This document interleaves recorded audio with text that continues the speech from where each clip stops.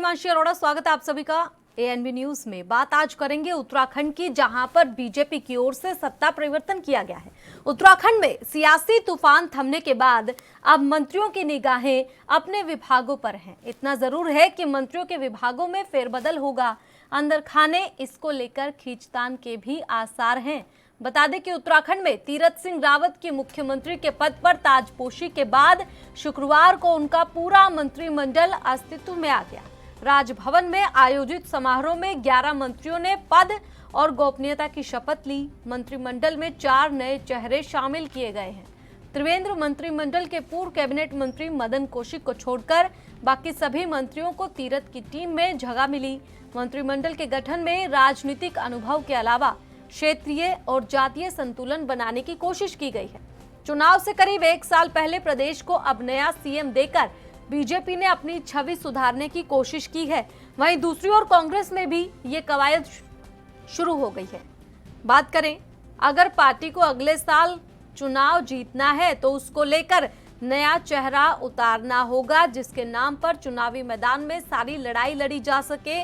ये बातें हरीश रावत की ओर से कही गई। वहीं त्रिवेंद्र सरकार में कैबिनेट मंत्री रहे मदन कौशिक को उत्तराखंड बीजेपी की कमान सौंपी गई है। आपको बता दें कि उन्हें बीजेपी हाईकमान ने संगठन की बड़ी जिम्मेदारी दे दी है।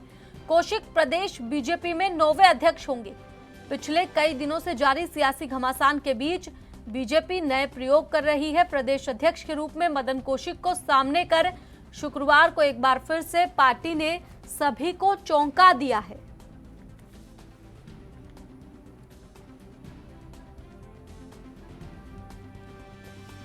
त्रिवेंद्र सरकार के कदावर मंत्री मदन कौशिक के विभाग बंशीधर भगत को भी दिए जा सकते हैं, ये कयास लगाए जा रहे हैं। आपको बता दें कि खुद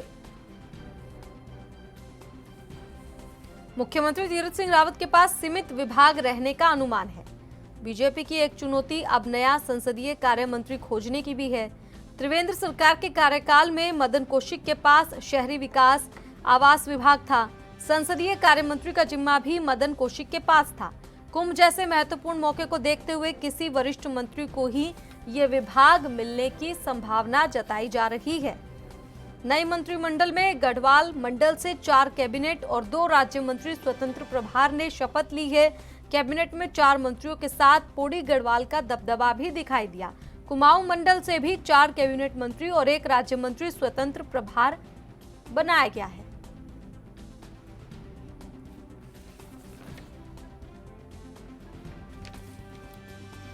तो बता दें कि सुझाव पर विचार करे शीर्ष नेतृत्व, ये बातें हरीश रावत की ओर से कही गई हैं। आपको बता दें कि उत्तराखंड में बीजेपी ने सत्ता परिवर्तन किया है। पहले सीएम बदले और उसके बाद मदन कौशिक, जो कि पहले केंद्रीय मंत्री थे, अब उन्हें बीजेपी हाईकमान ने संगठन की बड़ी जिम्मेदारी दे दी है। अध्यक्ष उन्हें बना दिया है, तो अब उनके पास मंत्री पद नहीं है लेकिन अध्यक्ष का पद है। तो ये बड़ा बदलाव जो किया जा रहा है। बता दें कि आपको मंत्रिमंडल का विस्तार, विभागों पर मंत्रियों की नजर।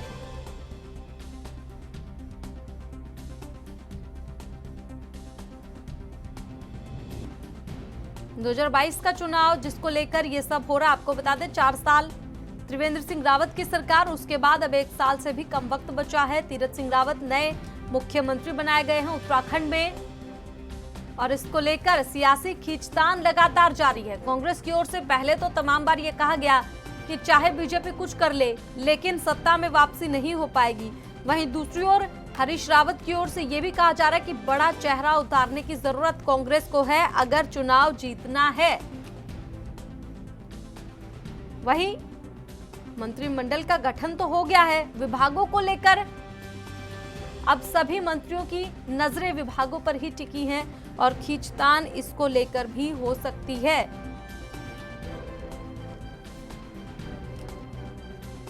किसका कद बढ़ेगा, यह सबसे बड़ा सवाल है। आपको बता दें कि सभी को खुश रखने का मौका यहां पर जातीय समीकरण को भी खास तौर पर ध्यान में रखा गया है। त्रिवेंद्र रावत के कदावर मंत्री मदन कौशिक के विभाग बंशीधर भगत को दिए जा सकते हैं, कयास लगाए जा रहे हैं। फिलहाल मदन कौशिक जो हैं वो बीजेपी के 9वें अध्यक्ष बनाए गए हैं। तो नए प्रयोग जो बीजेपी की ओर से किए जा रहे हैं सियासी घमासान के बीच, कितना फायदा होगा आने वाले चुनाव में, ये सबसे बड़ा सवाल है।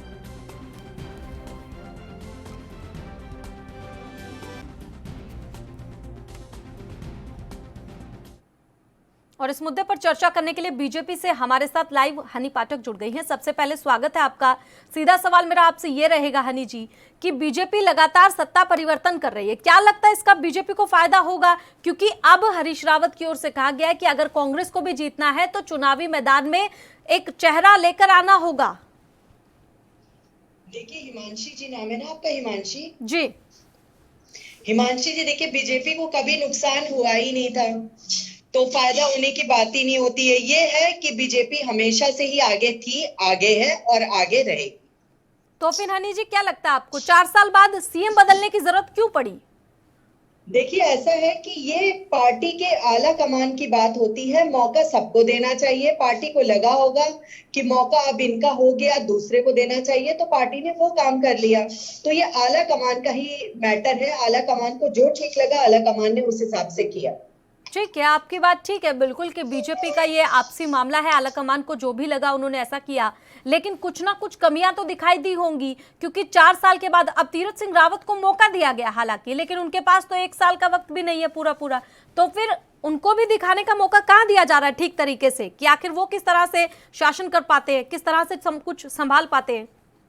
देखिए, ऐसा है कि कुछ दिखाने का मौका की तो सवाल ही पैदा नहीं होता, क्योंकि दिखाना कुछ है ही नहीं। पार्टी की उपलब्धियां त्रिवेंद्र सरकार में भी बहुत अच्छी थी। महिलाओं के संपत्ति में सह खातेदार बनाना से लेके, अटल आयुष्मान योजना कार्ड योजना से लेके, 1 रुपए में पानी का कनेक्शन से लेके, 4 धाम देवस्थानम बोर्ड और प्रबंधन बोर्ड के गठन से लेके, पलायन आयोग के गठन से लेके, सीएम सोलर स्वरोजगार योजना से लेके, ऐसी कोई योजना नहीं है जो जनता के हित में न हुई हो। तो ज्यादा पार्टी को काम करना या तीरथ जी को ज्यादा काम करने की जरूरत नहीं है, क्योंकि जनता देख रही है, जनता मान रही है, भाजपा को ही वोट देगी। क्यों? क्योंकि भाजपा ने ऐसा कोई झूठा वादा नहीं किया है जो कि लेके जनता के सामने जाने में एक बार शर्म आए। हनी जी, आप बात कर रही हैं यहाँ पर कि कुछ भी ऐसा नहीं हुआ, लेकिन विधायकों की जो खींचतान देखने को मिली वही वजह सामने आ रही है जिसके चलते सीएम बदलना पड़ा है। देखिए, खींचतान अगर देखने को मिली होती तो शपथ ग्रहण के समय और चीजों के समय विधायकों में रोष दिखाई देता। जो कि आला कमान ने जो पार्टी में निर्णय किया, उस चीज को लेके खुशी खुशी सारे विधायकों ने उसको अपनाया, खुशी उसको लिए हैं और खुशी खुशी वो पार्टी आगे चल रही है। तो मंत्रिमंडल का भी विस्तार रोष मुझे नहीं लगता कि नजर आए। पता नहीं क्यों और लोगों को लगता है कि किसी भी प्रकार का रोष है। ठीक है, लेकिन इससे पहले कयास यही लगाया जा रहा है कि बीजेपी ने अब चुनाव से पहले 1 साल पहले जो दांव चलने की कोशिश की है कि आने वाले चुनाव में नुकसान ना हो जाए, क्योंकि जिस तरीके से शुरू से ही सवाल उठ रहे थे, त्रिवेंद्र सिंह रावत जिस तरीके से वहां पर काम कर रहे थे, हालांकि बीजेपी की ओर से साफ तौर पर कहना है कि बहुत अच्छा काम कर रहे थे, लेकिन बावजूद इसके जो खींचतान देखने को मिल रही थी, अब मंत्रिमंडल का विस्तार भी आप लोगों की ओर से किया जा रहा है, उसमें भी फेरबदल किया जा रहा है। देखिए, फेरबदल जो पुराने मंत्री थे वो तो वही रहे हैं, उन्होंने उसी तरह से शपथ ग्रहण की है नए मुख्यमंत्री जी के साथ। तो किस प्रकार के आपको फेरबदल दिखाई दिए? पुराने मंत्रियों में अगर चेंजेस दिखाई देते तब कहा जा सकता था ना कि मंत्रियों में फेरबदल हुए हैं। फेरबदल क्या हुए? जो कि पुराने नए 4 मंत्री नहीं थे बने हुए, उनका बस एक नया शपथ ग्रहण हुआ है, लेकिन फेरबदल किसी भी मंत्री में नहीं हुआ है। ठीक है, हमारे साथ कांग्रेस से आरपी रतूड़ी जुड़ गए। सबसे पहले आपका स्वागत है आरपी जी। सीधा सवाल मेरा आपसे यही रहेगा कि बीजेपी की ओर से तो साफ तौर पर कहा जा रहा है कि ये हमारा अंदरूनी मामला है और ऐसा कुछ भी नहीं हुआ त्रिवेंद्र सिंह रावत के शासनकाल में जिसकी वजह से तीरथ सिंह को लाया गया है, लेकिन ये उनका आपसी मामला है। वही बात करें हरीश रावत की ओर से कहा गया है कि कांग्रेस को भी अब एक चेहरा, वो भी मजबूत चेहरा उतारने की जरूरत है अगर चुनाव लड़ना है। तो क्या लगता है, कांग्रेस को अब डर लग रहा है जो बीजेपी सत्ता परिवर्तन कर रही है? कांग्रेस को डरने की जरूरत नहीं है, बल्कि जो कांग्रेस 4 सालों से अपनी शिकायत दर्ज कर रही थी कि उत्तराखंड का विकास नहीं हो रहा, उत्तराखंड का भला नहीं हो रहा है, उस पर बीजेपी ने मोहर लगाई। ये तो हमारी शिकायत को बीजेपी ने बिल्कुल प्रूव कर दिया कि प्रदेश अध्यक्ष भी बदल दिया और मुख्यमंत्री भी बदल दिया। अब चुनाव वर्ष में था, अगर अच्छा खासा ठीक चल रहा था तो बदलने की क्या आवश्यकता थी, आप बताएं जरा। बदलने का मतलब है कि ठीक नहीं चल रहा था। बीजेपी को लग रहा था कि चुनाव वर्ष में जो विधायकों में असंतोष है, हर विधायक को चिंता थी कि हम चुनाव में जाएंगे, हम चुनाव कैसे जीतेंगे। सिर फूटा फुटअव्वल कर रहे हैं हमारे यहाँ, सिर फूटा फुटअव्वल तो नहीं हुए ना। अब ये बीच में बोल देती है, ये तो गंदी आदत है भाजपा की। जब आप बोल रहे थी मैं बोलता हूँ बीच में। कांग्रेस ने तो बहुत ज्यादा अच्छी अरे जब आपका नंबर आएगा तब आप बोलना।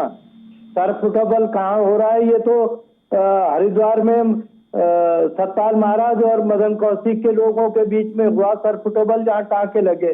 कांग्रेस में जरा बताना कहाँ टाँके लगे। ये अपना घर शीशे का हो तो पत्थर नहीं फेंका करते हैं। तूड़ी जी 1.25 अरब की ताकत है, हम भाजपा हैं क्योंकि हम भारत हैं। अरे कितने साल हुए, हम 60 साल के सत्ता के लोग हैं, हमसे बराबरी कहाँ कर रहे हो। मैं वही तो बता रही हूँ, 1.25 अरब की ताकत है, हम भाजपा हैं क्योंकि हम फर्जी ताकत है। वो फर्जी, आपको पता ही नहीं है कि भारत में फर्जी ताकतें होती है। जवान संभाल के बात करिए। ये भारतीय जनता पार्टी की फर्जी ताकत है। भारत को फर्जी बोल रहे हैं आप। भारतीय जनता पार्टी 1.25 अरब है तो मैं कहाँ हूँ। अगर अरे आपको कह रहा हूँ, भाजपा सारे लोगों को अपने साथ क्यों गिन रही है।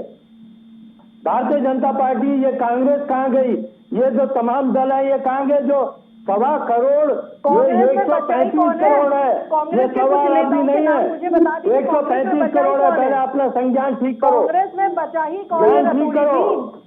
ये भारतवासी आपके 22 करोड़ आपको वोट मिला और 1.25 करोड़ के आप ठेकेदार बन गए। लोकसभा में 22 करोड़ वोट पड़ा आपको। ठेकेदारी आप लोगों को करनी आती होगी, हम लोग को नहीं आती है। ज्ञान रखो, ज्ञान। 22 करोड़ कुल मतदान हुआ आपके पक्ष में। उम्र में आपसे छोटी हूँ। आरपी जी, हनी जी, देखिए सुनिए, दोनों सुनिए।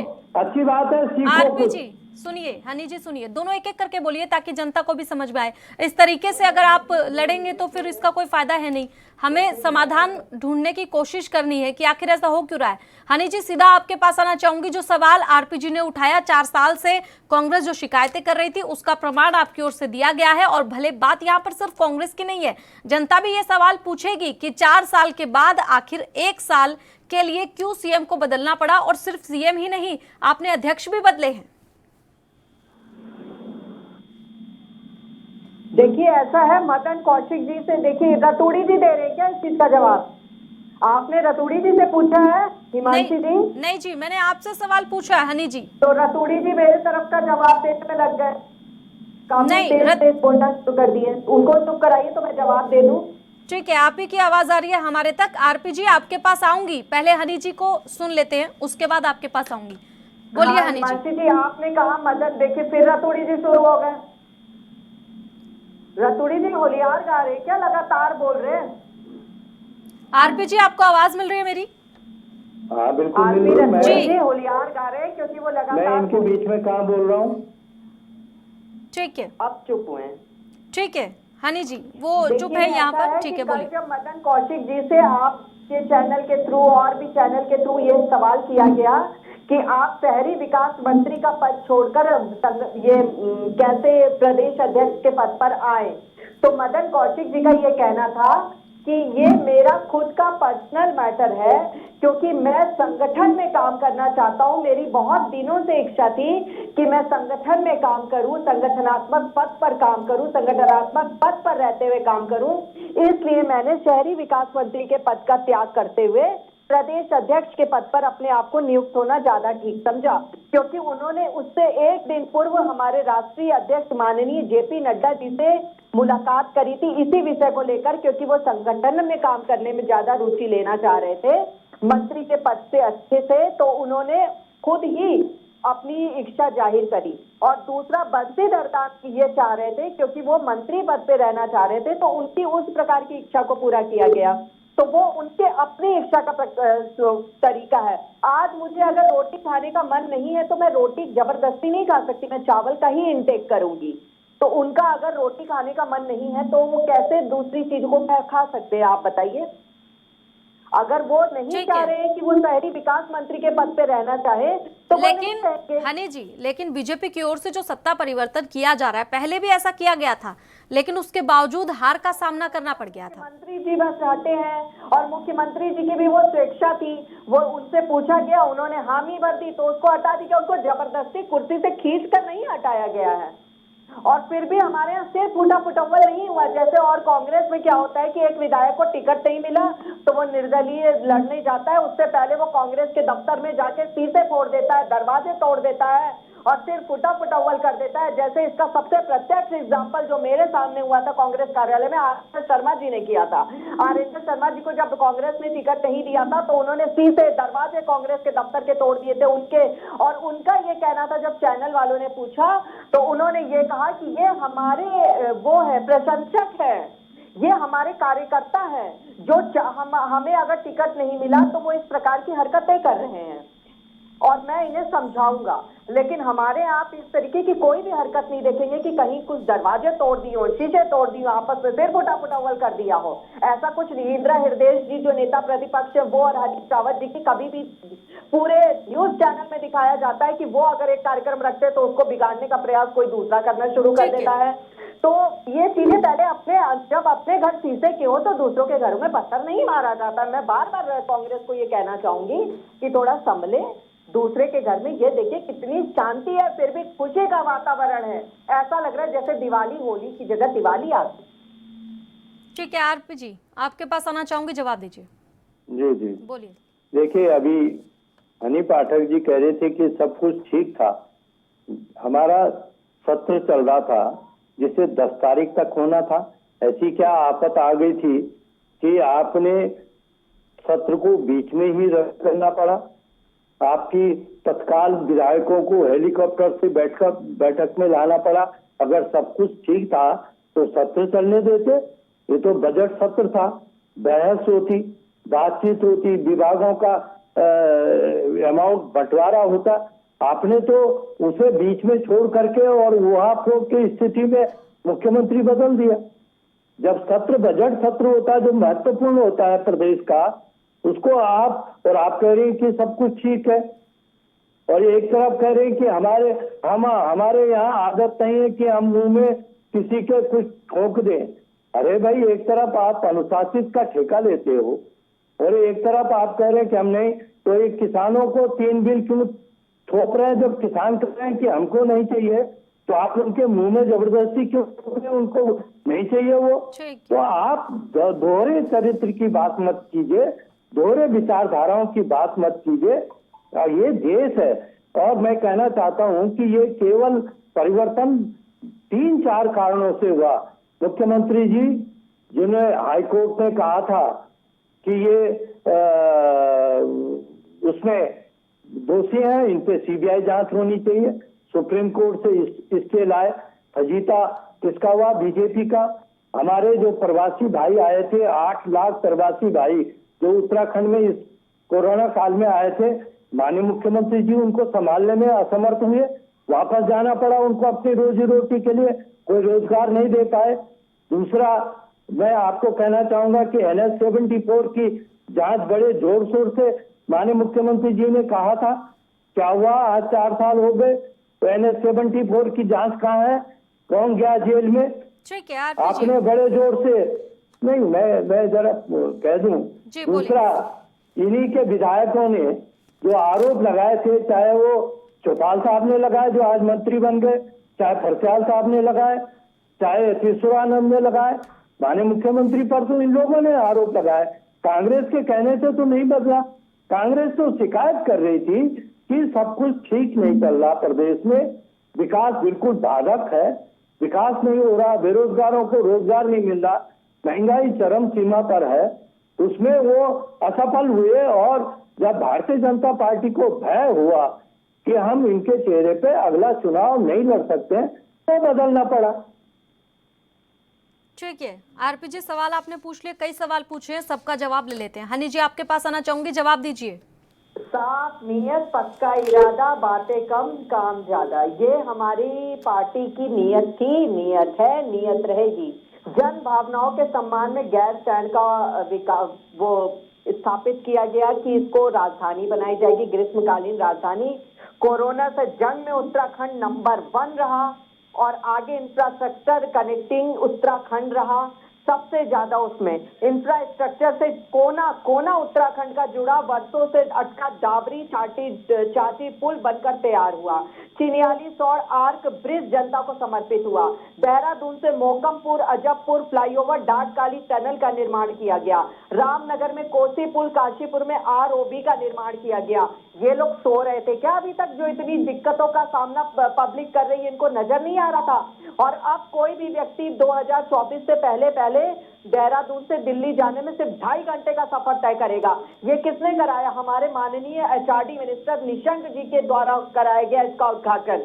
ये सारी चीज क्यों बजट सत्र पूरा क्यों नहीं होने दिया गया? सुनिए, ऐसा देखिए, हमारी पार्टी संगठन को समर्पित है। अगर संगठन ने कह दिया कि यहाँ पर मीटिंग होनी है तो संगठन के अनुरूप ही चलेंगे, क्योंकि भाजपा की नींव जैसे घर में एक नींव डाली जाती है, वैसे ही भाजपा की नींव है संगठन। अगर संगठन ने बुलाया है तो कोई कितना भी बड़ा मंत्री होगा वो संगठन के निर्देशानुसार संगठन की बातों पर आएगा और संगठन की तरह मीटिंग करेगा। और दूसरी चीज, हमारी पार्टी में अगर कोई रोष नजर आ रहा हो, कोई दिक्कत नजर आ रही हो, कोई लड़ाई झगड़ा नजर आ रहा हो, तब तो कांग्रेसी चिल्लाए। जब इनको कोई मुद्दा नहीं मिल रहा तो क्यों चिल्ला रहे, क्यों चिल्लम चाटी कर रहे हैं? इतना तो रोष हमारी पार्टी में नहीं है जितना रोष इनको नजर आ रहा है। क्यों आ रहा है नजर? मैं पूछ रही हूँ, आपके पेट में दर्द क्यों हो रहा है जब हमारी पार्टी में रोष नहीं है? हमारी पार्टी एकदम हर्षोल्लास के साथ सबका स्वागत कर रही है, हर्षोल्लास के साथ खुश है। माननीय तीरथ सिंह रावत जी की धर्म पत्नी त्रिवेंद्र सिंह रावत जी का, पूर्व मुख्यमंत्री जी का आरती उतार के स्वागत कर रही है। तो क्यों, जब हम लोग आरती उतार के स्वागत करने को तैयार हैं, तो आपके पेट में दर्द क्यों है? हमारी पार्टी किसी को भी उतारे, किसी को भी बिछाए, किसी से भी रखे, संबंध किसी से भी ना रखे, आपके पेट पे दर्द क्यों है? मुझे इस चीज का जवाब दीजिए। जब आपकी पार्टी से मंत्री हमारे यहाँ आपकी पार्टी की चीजों को देखकर, जो कि आपकी पार्टी में एकदम बेकार चीजें थी, वो उनके गले नहीं उतर रही थी, हमारे साथ मिले, क्योंकि उनको समझ में आया कि भाजपा जो भी कार्य कर रही है जनता के हित में कर रही है, लेकिन कांग्रेस जो कार्य कर रही है वो जनता के हित में बिल्कुल नहीं है। वो छोड़ के जब हमारी पार्टी में आए तो हम लोगों ने उनका तहे दिल से स्वागत किया, ना कि आपकी तरफ से हम हाय मेरे पेट पर दर्द कह के चिल्लाए नहीं थे। ठीक है हनी जी, सवाल आपने पूछ लिया है, जवाब ले लेते हैं। रतूड़ी साहब, आपके पास आना चाहूंगी, जवाब दीजिए। अब देखिए, जब जिनके भाषा ही इतनी खराब है, आप बताएं, हमारे पेट में आपने प्रश्न पूछा, हमने जवाब दिया, हमने कौन से पुतले जला दिए भाई? यही कहा ना कि चिल्लम चिल्ली ना किया जाए। अरे भाई, हम कहा चिल्लम प्रश्न किस भाषा फिर बोल रहे, फिर बीच में बोल गए, डिबेट तभी फिर मर्यादाओं का उल्लंघन करती हो, फिर देंगे। कृपया मुझे ये बताएं, मैंने किस गलत भाषा का प्रयोग किया है? मैं बता रहा हूँ ना, मैं बता रहा हूँ, जवाब तभी दूंगी, मैं बता रहा हूँ, मैं बता रहा हूँ, मैंने अरे मैं बता रहा हूँ, सुनो पहले, मैंने क्या अरे सुनो पहले, सुनो, अरे सुनिए, दोनों को रोकना चाहूंगी। हनी जी, बात सुनिए आप मेरी। भाषा का प्रयोग किया है आपसे। ठीक है हनी जी, बात तो सुनिए। रतूड़ी जी आप किस बात का जवाब दे रहे हैं उनको सुन लीजिए एक बार, उसके बाद आपके पास आऊंगी। नहीं, भाषा इतनी गलत है। जी बिल्कुल, वो उन्होंने किस बात पर ये कहा वही वो बता रहे हैं, एक बार सुनिए, उसके बाद आपका जवाब। ठीक है, ठीक है, उस बात का जवाब मैं भी दूंगी। हनी जी रुकिए, आप एक बार मौका तो दीजिए। हनी जी, उस बात का जवाब मैं भी दूंगी। रतूड़ी साहब बोलिए। देखिए, पहले तो कांग्रेस के पेट में दर्द क्यों होगा? आपने प्रश्न किया, जवाब दे रहे हैं। कांग्रेस ने कोई धरना ठीक है रतूड़ी साहब, देखिए, प्रधानमंत्री पद की गरिमा को लेकर कई बार कांग्रेस की ओर से बोल दिया जाता है, तो भाषा की मर्यादा का ख्याल तो वहां रखा जाना चाहिए।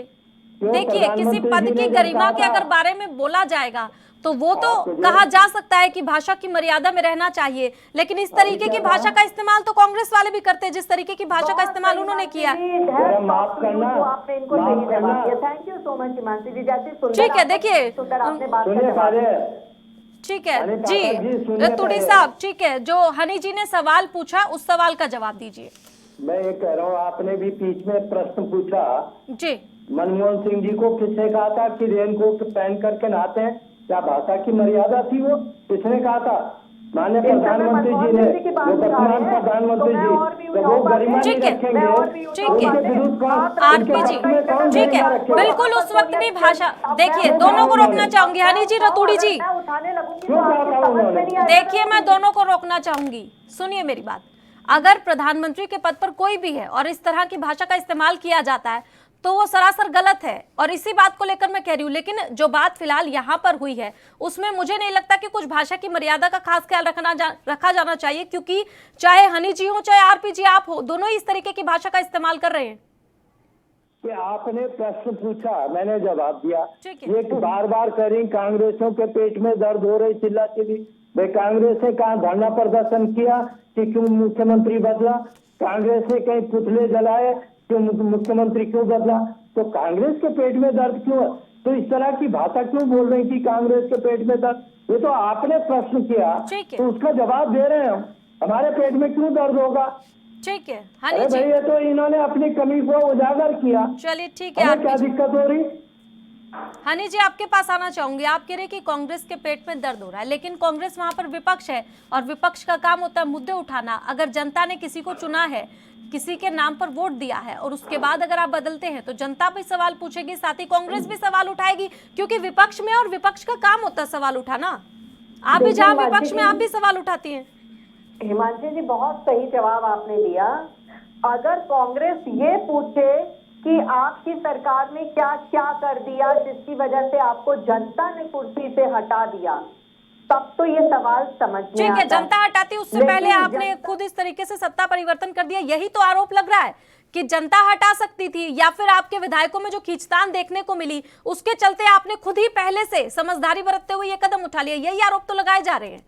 खैर समय का अभाव है। सुनिए हनी जी, आरपी जी माफ कीजिए, समय का अभाव है, आप दोनों को रोकना चाहूंगी। आप दोनों हमारे साथ जुड़े, आप दोनों का बहुत बहुत शुक्रिया। फिलहाल उत्तराखंड में खींचतान जो है उसको लेकर बीजेपी ने तो सत्ता परिवर्तन पहले से ही कर दिया, वहीं दूसरी ओर कांग्रेस भी पूरी तरह से तैयार है। हरीश रावत की ओर से शीर्ष नेतृत्व को यह कहा जा रहा है कि उनको भी एक बड़ा चेहरा उतारने की जरूरत है। फिलहाल इस खास बुलेटिन में इतना ही। आप देखते रहे ANB न्यूज। नमस्कार।